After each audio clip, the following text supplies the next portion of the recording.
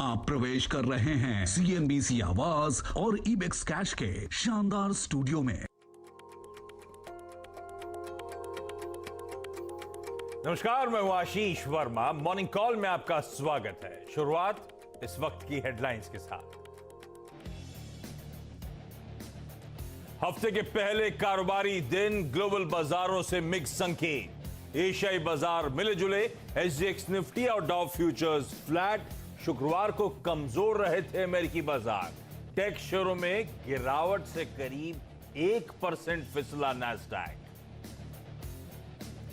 Reliance industries ने दूसरी तिमाही में पेश किए अनुमान से कहीं अच्छे नतीजे।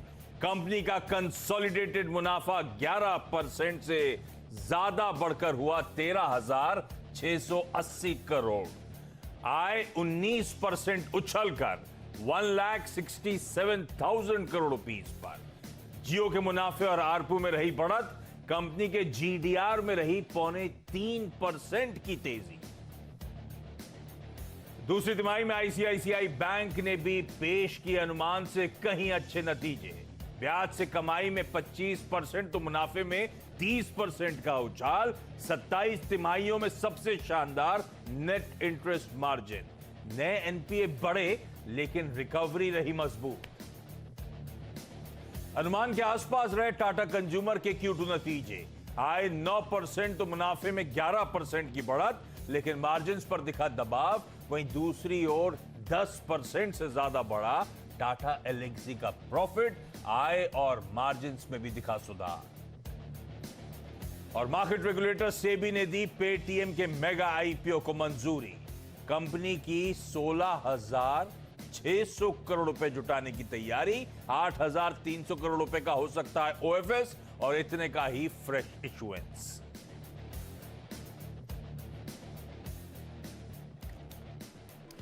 चलिए, सोमवार की सुबह और बहुत इंपॉर्टेंट हफ्ता हमारे सामने खड़ा है। एक तो सबसे इंपॉर्टेंट, इस हफ्ते गुरुवार को होगी अक्टूबर वायदा की एक्सपायरी, यानी कि यह है मंथली एक्सपायरी का ऑल इंपॉर्टेंट वीक। दूसरी बात, रिजल्ट सीजन का एक्चुअल सारा एक्शन इस हफ्ते कैप्चर होता हुआ नजर आएगा। दरअसल 700 से ज्यादा कंपनीज इस हफ्ते अपने तिमाही रिजल्ट्स घोषित करने वाली हैं और उसमें भी करीब 20 निफ्टी की कंपनीज के नंबर्स इस मंडे से सैटरडे के बीच में लाइंड अप है। इस तरह का एक्शन पैक्ड हफ्ता, और उसके ऊपर रिलायंस और आईसीआईसीआई बैंक, दो सबसे इंपॉर्टेंट रिजल्ट्स पे आज खुलते ही हम लोग रिएक्ट करते हुए नजर आएंगे। और इसमें जोड़ दीजिए अब वापस प्राइमरी मार्केट्स का एक्शन, प्राइमरी मार्केट्स का तड़का, क्योंकि कल खुलने जा रहा है नाइका, उसके साथ साथ आगे खुलेगा फिनो पेमेंट बैंक का आईपीओ। तो प्राइमरी मार्केट्स में भी हलचल, एक्शन वापस लौटेगा। क्विकली, लास्ट वीक का सेशन जो थे, हफ्ता जो था, वो आपकी स्क्रीन पे एक रैपअप के तौर पे आएगा।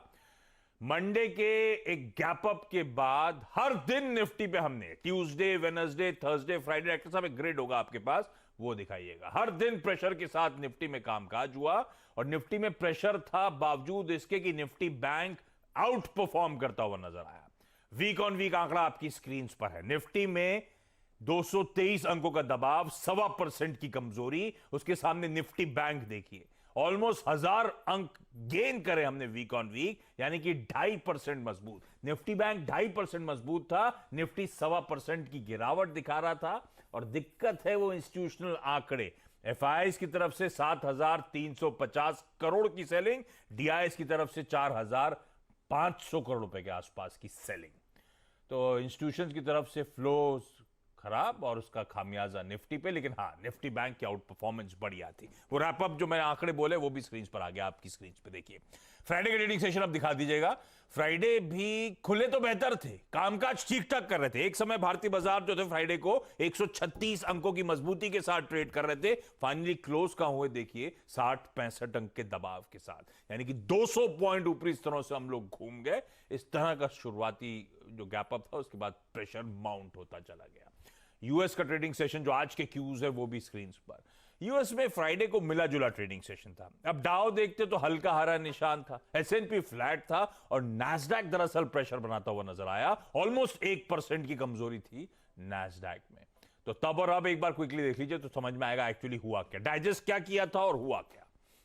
हम डाइजेस्ट करके गए थे, डाउ में 10 पॉइंट की तेजी हुई, 74 पॉइंट की तेजी, पर आज सुबह 25-30 पॉइंट नीचे भी है, तो जो छोड़ा था मोटा मोटी समझ लीजिए वही है। और नैस्डैक में दबाव थोड़ा ज्यादा देखने को मिल रहा है, 52 पॉइंट्स का हम प्रेशर डाइजेस्ट करके गए थे और उससे कहीं ज्यादा दबाव, और आज सुबह भी हल्की सुस्ती या कमजोरी के साथ ट्रेड है। बाकी सारे वेरिएबल्स में दो इंटरेस्टिंग चीजें दिखा देता हूं आपको। एक तो आप देखिए कच्चे तेल का भाव, हम छोड़ के गए थे 84.9 पे, $86 पे आ गया क्रूड।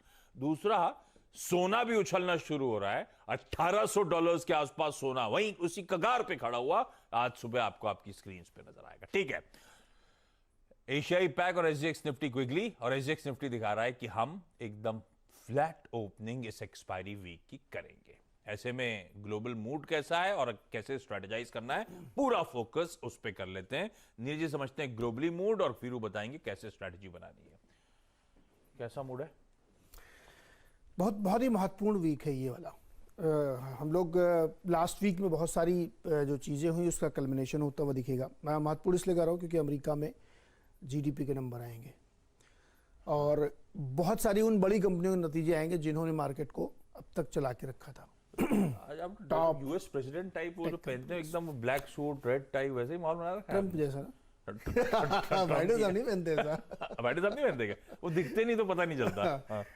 हालांकि ट्रम्प साहब का सूट ब्लू होता था ज्यादातर, लेकिन हाँ होता ऐसा ही है। ये तो वो जो उनके CIA टाइप के लोग पहनते हैं ये वो वाला है, ताकि सब कंफ्यूज है ट्रम्प कौन है, CIA वाला कौन है। तो Apple, Facebook, Microsoft, alphabet, Amazon के रिजल्ट्स सारे के इसी हफ्ते लगे हैं। हाँ, तो ये वाले वो स्टॉक है जिन्होंने इस पूरे पैंडेमिक में ग्रोथ स्टोरी को ड्राइव किया है। तो अब उससे पता लगेगा कि कंज्यूमर सेंटीमेंट कैसा है, टेक्नोलॉजी कैसा है, ग्रोथ कैसी है। तो एक ये, दूसरा यूएस के Q3 जीडीपी का एस्टिमेट इसी हफ्ते थर्सडे को आएगा, महत्वपूर्ण है। उसके बाद जापान, ECB, कनाडा, ब्राज़ील सबकी मॉनेटरी पॉलिसी आएगी। तो मोटे तौर पे आपको ग्लोबल इकोनॉमी में क्या चल रहा है इसका अंदाज़ा लगेगा, इन्फ्लेशन का कितना डर है इसका अंदाज़ा लगेगा, ग्रोथ वापस आ रही है या स्लोइंग हुई है उसका पता लगेगा। जेनेट येलन कह रही है अगले साल 2022 के फर्स्ट हाफ तक एलिवेटेड इन्फ्लेशन रहेगा, सेकेंड हाफ में कंट्रोल में आएगा, लेकिन वो साथ में कह रही है कि आउट ऑफ कंट्रोल नहीं है, लेकिन सप्लाई डिसरप्शन की वजह से ये ऊपर की तरफ जा रहा है। तो मार्केट के लिए ये सारे आंकड़े इस बार बहुत महत्वपूर्ण रहेंगे। दूसरी तरफ एक जो हम लोग लास्ट वीक भी चिंता की बात कर रहे थे ना, कि जो कोविड वाला फिर से थोड़ा थोड़ा उछलता हुआ दिख रहा है, खासतौर पे इस बार चीन में एक नया वेरिएंट है, बहुत तेजी से रफ्तार, नंबर ऑफ केसेस अभी उतने ज्यादा नहीं है लेकिन स्पीड बहुत, वो डेल्टा आया था, डेल्टा के आगे बढ़ गए क्या? डेल्टा प्लस बता रहे हैं कुछ ऐसा है, उसमें कुछ और एक ऐड हो गया, उसका टेक्निकल नंबर भी है N17 पता नहीं क्या क्या। तो उनके 11 प्रोविंसेस में तेजी से केस बढ़ रहे हैं, यूके में बहुत तेज पर डे केसेस बढ़ रहे हैं, जर्मनी में बढ़ रहे हैं। ये वैक्सीनेशन वालों के साथ भी हो रहा है, नॉन वैक्सीनेशन वालों के साथ भी हो रहा है। यस, अच्छी बात है कि इसमें कोई ऐसी भी वो नहीं है कि बहुत ज़्यादा बीमार के अस्पताल में आदमी भर्ती हो जाए, लेकिन केसेस हो रहे हैं। तो ये कंसर्न हो सकता है कि बहुत तेजी से बढ़ रहा है, दुनिया भर में इसकी चिंता जताई जा रही है। क्योंकि चाइना में जीरो कोविड पॉलिसी है, इसलिए वहाँ पे बहुत जगहों पे इमरजेंसी मोड पे ला दिया गया है कि सब काम बंद करो। ये वर्क फ्रॉम होम में जो कैमरा वैमरा दिया था वो मैंने वापस ऑफिस भिजवा दिया था। वापस मंगाओ, है ऐसा लफड़ा है क्या? देखो टचवुड नहीं, ग्लास है ये, लेकिन ऐसा कुछ, हाँ ऐसा कुछ लगता नहीं मुझे, लेकिन फिर भी जिस तरह से चिंताएं हो रही है चाइना वगैरह में, तो ये नेवर नो। ठीक है, नजर रखेंगे, अभी कोई घबराने की जरूरत नहीं है, लेकिन हाँ एक इंपॉर्टेंट इंटरेस्टिंग अपडेट है जिस पे अब हम नजर क्लोजली रखने वाले हैं। मूड मतलब ये बहुत इंपॉर्टेंट वीक की शुरुआत हो रही है। मैंने इंडिया का स्पेसिफिक सारी डिटेल्स आपके सामने रखी थी, नीरज जी ने यूएस की और ग्लोबल रख दी, तो इसीलिए शायद वो रिलेटिव कामनेस के साथ हम लोग इस हफ्ते की शुरुआत कर रहे हैं। और ग्लोबली ऐसा हो रहा है, डाउ नैस्डैक भी इसी तरह की रिलेटिव कामनेस के साथ शुरुआत करने की जो फ्यूचर्स हैं इंडिकेशन दे रहे हैं। ऐसे में वीरू कैसे अप्रोच करना है मार्केट्स को? ये लाइमलाइट तो पिछले पूरे हफ्ते निफ्टी बैंक ने छीन रखी। जी हाँ, लाइमलाइट निफ्टी बैंक ने छीन रखी थी। और अगर आप देखें निफ्टी को शॉर्ट करना इसलिए अगर आप देखें मुश्किल लग रहा था क्योंकि आपका बैंक निफ्टी बहुत स्ट्रांग था, 500-1000 पॉइंट के वाइड स्विंग। लेकिन एक बात नीरज जी ने जो कही ना आशीष कि ये महत्वपूर्ण हफ्ता है, और आप यकीन मानिए ये डेटा, ये सेटअप, एवरेजेस का बिहेवियर, FIs के सेट्स ये इंडिकेट करते हैं कि आज सुबह ट्रेड करने में जल्दी मत कीजिएगा। आज सुबह ये तय करना बहुत ज़रूरी है कि हम एक सही डायरेक्शन में ट्रेड करें, थोड़ा वेट एंड वॉच करके ट्रेड कीजिएगा, क्योंकि ये हफ्ता एक बहुत बड़े वाइल्ड स्विंग का होगा, आइदर ऑन द अपसाइड या फिर लोअर साइड। पहली चीज क्या है? पहली चीज ये है कि एफआईएस का मूड काफी खराब है और उनके स्टेट्स ऑल अराउंड अगर आप देखें सेलिंग के हैं।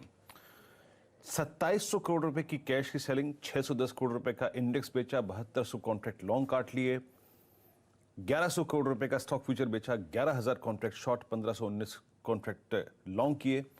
लेकिन 917 करोड़ रुपए का जो उन्होंने इंडेक्स ऑप्शन बेचा आशीष, उसमें करीब करीब 1,08,000 कॉल शॉर्ट थे, जो कि ऊपर काफी प्रेशर आएगा, और प्रेशर आएगा वो इंडिकेट कर रहा है।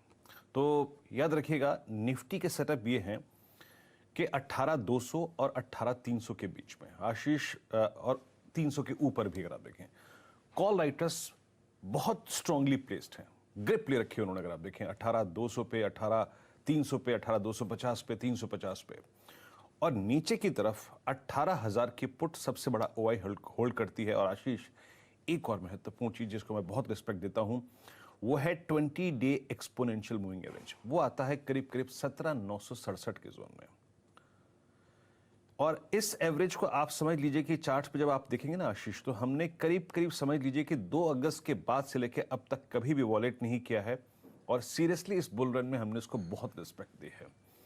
तो मैं आज जब रिलायंस का और आईसीआईसीआई बैंक का एक रिएक्शन निकल जाएगा ना, उसके बाद ट्रेड करना निफ्टी पे ज्यादा सही समझता हूं। याद रखिएगा लॉन्ग्स और फ्रेश लॉन्ग 200 की 18,200 की रेंज में, 300 की रेंज में करने का कोई फायदा नहीं है। अगर हम बाय करेंगे तो क्लोजर टू 20 डे में, यानी 18,000 और 17,964 के आसपास करेंगे, और ऊपर एक एग्जिट जोन होगा करीब करीब आपका 18,200 के आसपास। ये छोटा सा 200 पॉइंट का दायरा है, लेकिन मैं आपको सजेशन यही दूंगा, आज प्लीज निफ्टी को अवॉइड कीजिए। शुरुआती फर्स्ट हाफ को देखिएगा, क्योंकि इस एक्सपायरी वीक में एक राइट डायरेक्शन में ट्रेड करना बहुत जरूरी है। जब शुरुआत के डेटा आएंगे, इन दोनों रिजल्ट्स की रिएक्शन के बाद फिर ट्रेड करना समझेंगे, सही होगा। निफ्टी बैंक स्ट्रांग है। निफ्टी बैंक का डेटा ये कहता है कि 41,000 पे कॉल राइटर खड़ा है और 40,000 के पुट राइटर का कन्वर्शन बहुत स्ट्रांग है। ICICI bank, Axis bank, HDFC bank, इन सबका बिहेवियर काफी स्ट्रांग है। पीएसयू बैंक का काफी स्ट्रांग बिहेवियर है। यहां पर लॉन्ग रहिए, बाय कीजिए, और जो मैंने स्क्रीन पर फर्स्ट बेस मेंशन किया हुआ है उसके ऊपर के हर डिप को बाय कीजिएगा। लेकिन एक चीज याद रखिएगा, ऊपर के जो पिवट पॉइंट्स हैं जैसे कि 40,740 और 40,890, इस रेंज में आपको बैंक निफ्टी मिलता है तो एक बार अपने प्रॉफिट्स को कैश में कन्वर्ट करने की सोचिएगा, क्योंकि एक्सपायरी का वीक है और फर्स्ट इंस्टेंस में 41,000 पे कॉल राइटर विजिबल है आशीष। लेकिन आशीष आई थिंक आज आपने अगर फर्स्ट हाफ में थोड़ा सब्र कर लिया तो मेरे ख्याल से इस हफ्ते को आप ठीक ठाक स्विंग के जरिए पकड़ सकते हैं। थोड़ा सा पेशेंस रखिए निफ्टी पर। सब्र, पेशेंस, वेट एंड वॉच करके ट्रेड करें। ये सब क्यूज थे वीरू की तरफ से। आज स्ट्रैटेजी आपकी स्क्रीन्स पर। एक काम करता हूं, 2 इंपॉर्टेंट नंबर्स पे रिएक्ट करना है खुलते ही, वो फिर मूड माहौल शायद during the course of the day decide करते हुए नजर आए। रिलायंस इंडस्ट्रीज और आईसीआईसीआई बैंक। नीरज जी दोनों कैसे हैं? दोनों ही बहुत ही शानदार हैं। तो काम हो गया।